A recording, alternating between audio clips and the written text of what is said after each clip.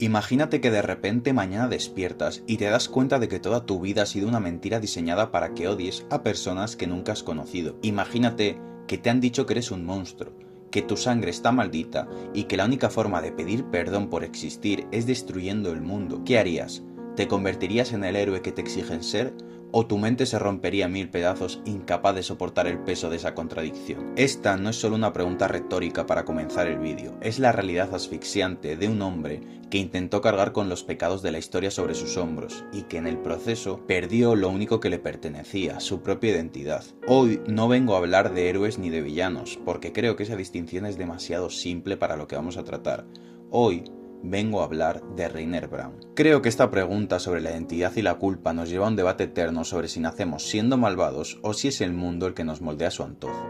En Shingeki no Kyojin, Isayama, su autor, nos presenta una galería de personajes trágicos, pero ninguno encarna la disociación y el trauma de la guerra de una forma tan dolorosamente humana como el portador del titán acorazado. Muchos ven a Reiner al principio como el antagonista definitivo, un traidor, pero si rascamos un poco la superficie, lo que encontramos es una víctima de un sistema de adoctrinamiento tan brutal que tuvo que inventarse otra personalidad solo para poder mirarse al espejo por las mañanas. En este pequeño ensayo quiero explorar esa fractura. Vamos a analizar su psique utilizando una estructura un poco particular. Empezamos primero por el choque, el momento en el que esa máscara se cae, para luego viajar al pasado, a su infancia en Liberio y entender cómo se fabrica o cómo se crea más bien ese monstruo. Analizaremos su ruptura mental y terminaremos en ese sótano oscuro con Eren, donde la verdad sale a la luz. Así que ponte cómodo porque vamos a transitar un poco esa existencia del hombre que al final solo quería ser un héroe. Hay un momento en la historia del anime que creo que todos recordamos, no es por su epicidad visual, sino por su extrañeza psicológica.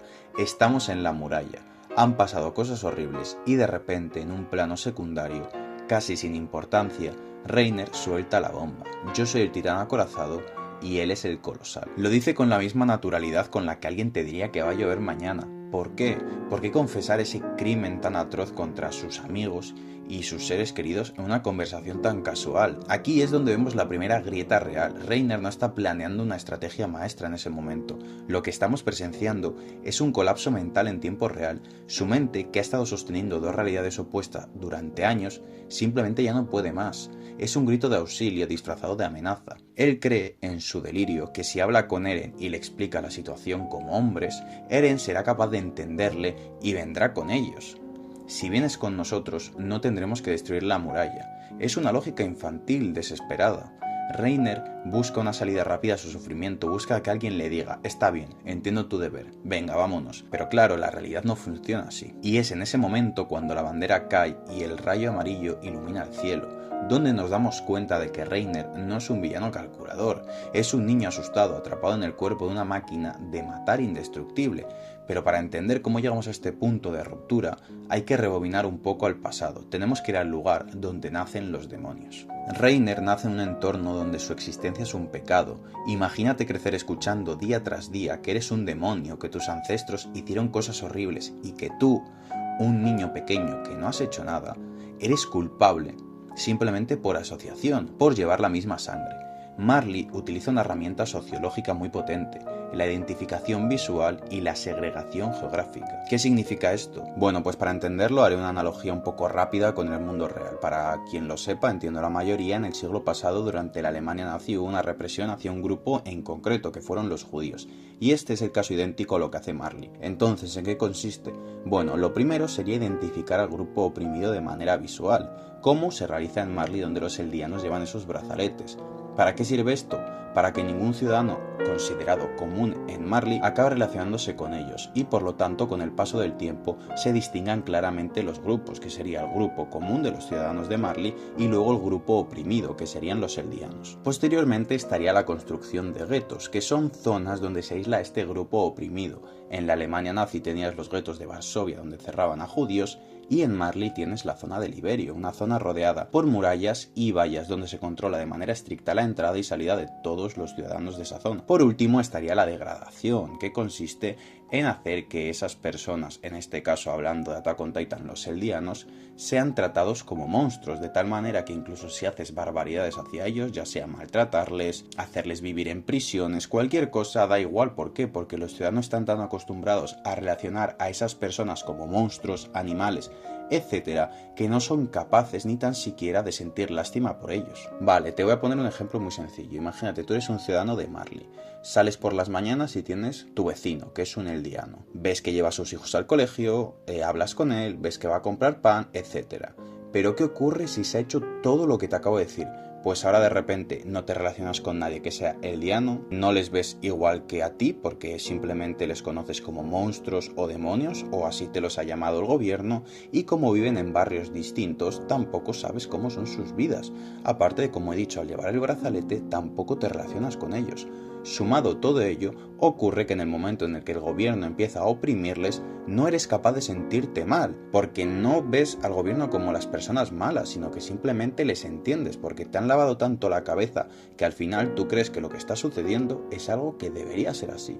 ¿Te has creído realmente que los eldianos son seres que han de sufrir porque son demonios? Exactamente igual que lo que pasó en Alemania con los judíos, solo que no quiero dar muchos ejemplos de los judíos porque eso sí que fueron cosas bastante fuertes y no creo que YouTube me permita mostrar ni tan siquiera media imagen de ello. Pero aun con todo lo que he dicho, hay algo peor y que afectó en mayor medida a Reiner, y esa fue su propia madre, Karina Braun. Creo que Karina es uno de esos personajes tóxicos y trágicos de la serie. Ella vuelca en Reiner todas sus frustraciones y también sus deseos fallidos. Ella no ve a su hijo, ve a un pasaporte, simplemente un medio para convertirse finalmente en ese ser humano que siempre le han negado, simplemente por llevar esa sangre que consideran de demonios. Es así que en Reiner ve una herramienta para obtener el título ese de honoraria de Marley y poder vivir al fin con el padre de Reiner, porque hay que recordar que el padre de Reiner era de Marley, era un ser humano funcional, no era un reprimido, no era un asqueroso, era un humano. Es por eso que ella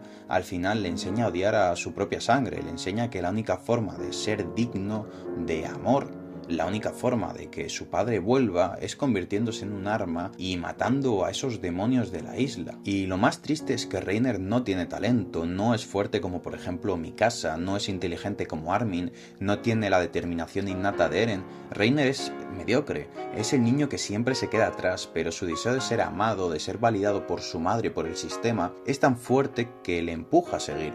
Reiner no quería salvar el mundo por altruismo, quería ser un héroe para que su madre le quisiera y que su padre finalmente le aceptara. Es el deseo humano más básico, la conexión, y es por esa conexión que acaba vendiendo su alma. Cuando Reiner llega a Paradis, la propaganda se estrella contra la realidad. Le dijeron que encontraría monstruos sedientos de sangre, demonios sin alma. ¿Y qué encuentra? Encuentra a Sasha robando patatas, encuentra a Connie haciendo chistes malos, encuentra a Eren un chico que al igual que él solo quiere proteger a los suyos. Aquí es donde ocurre la metamorfosis psicológica, o mejor dicho, esa fractura de la que he hablado antes, la disociación. Para sobrevivir a la culpa de estar comiendo y durmiendo con las personas que planea asesinar, la mente de Reiner crea una segunda personalidad, el soldado, es decir, su mente se fractura convirtiéndose en dos personas distintas que conviven bajo el mismo techo. El momento clave es la muerte de Marco, es una escena terrorífica. Reiner ordena que le quiten el equipo a Marco, lo condena a muerte, y segundos después, mientras Marco está siendo devorado por un titán, Reiner pregunta con genuina confusión: ¿por qué? ¿Por qué se lo están comiendo? No está fingiendo, en ese instante su mente ha borrado lo que acaba de hacer para protegerse del trauma, ha separado a ese Reiner guerrero, el niño de Marley que debe cumplir la misión, del Reiner soldado, el compañero leal. Es al final un mecanismo de defensa extremo. Pero, ¿qué ocurre si de repente ese mecanismo falla? ¿Qué ocurre y qué le queda a la persona cuando ya no puedes distinguir cuál de las dos máscaras es tu verdadero rostro? Durante años, Reiner vivió en este limbo, siendo el mayor hermano de todos, el líder confiable, mientras que por dentro el ácido de la culpa lo corroe lentamente.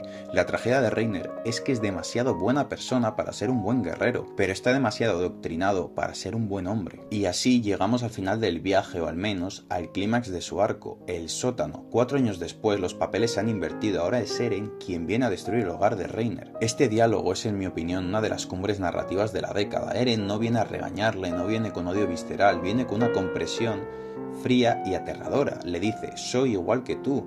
Reiner intenta justificarse al principio, era por la misión, era por el mundo, pero Eren sigue presionando, no con violencia, sino con presencia, y entonces Reiner se rompe y confiesa la verdad más dolorosa de todos. Olvida a Marley, olvida la propaganda, olvida incluso a su madre, dice, no fui yo quería ser un héroe, quería que alguien me respetara. Todo fue por mi culpa. Esta confesión es la resolución de su personaje. Reiner admite que aunque fue víctima del adoctrinamiento, sus acciones finales fueron impulsadas por su ego, por su deseo egoísta de ser alguien. Admite su pecado y en ese momento busca el castigo. Reiner lleva años buscando una forma de morir que tenga sentido, una forma de expiar la culpa de haber causado tanto dolor para sentirse válido. Es devastador porque nos damos cuenta de que el verdadero enemigo de Reiner nunca fue Eren ni la isla de Paradis. El verdadero enemigo siempre fue ese niño interior asustado que creía que si mataba lo suficiente, finalmente sería digno de amor. El arco de Reiner Braun nos enseña que a veces esos monstruos no son más que niños rotos cumpliendo órdenes de adultos que nunca superaron sus propios odios.